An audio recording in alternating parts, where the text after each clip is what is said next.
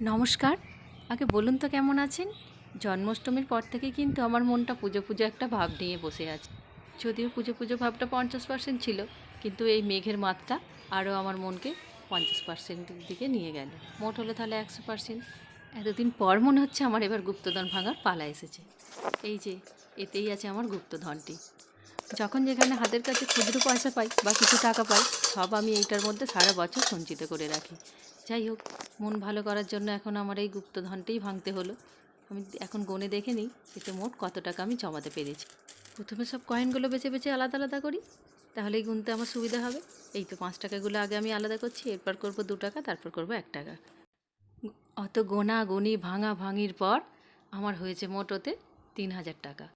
এখন যতটা কিনতে পারি কিনি, ভাতভাগিটা না হয় পরেই কিনবো। তাই দেরি না করে আমি আমার একমাত্র মার্কেটিংয়ের সঙ্গী ছোটো ননদকে ফোন করে নিয়েছি। আর ও দেখুন কি সুন্দর চটপট রেডি হয়ে গেছে। আবার আমাদের দুজনের একটি প্রিয় দোকান আছে, সেটিতে আমরা নেড়ে চেড়ে ঘেটে দেখতে পারি বলে আমরা এই দোকানটিতেই বারবার আসি। এই যে দেখুন, এই শাড়িটা নেব না, তবুও আমরা দেখছি, বেশ চোখে লাগার মতো শাড়ি।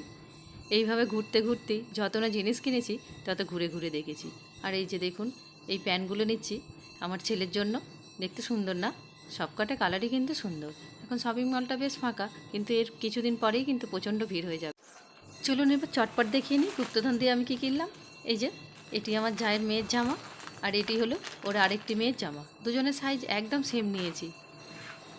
আর এই যে এটি হলো আমার জায়ের শাড়ি, ও অত্যন্ত ফর্সা, খুব সুন্দর মানাবে। আর এটি হলো আমার ছেলের জামা, হলুদ দেখুন। আর এই যে জিন্সের প্যান্ট ওর জন্য। আর এটা হলো আমার শাশুড়ির জন্য। আমি এই ভিডিওটা এখানেই শেষ করছি। আমার ভিডিও যদি আপনাদের ভালো লাগে তাহলে আমার চ্যানেল সাবস্ক্রাইব করে আমার পাশে থাকবে।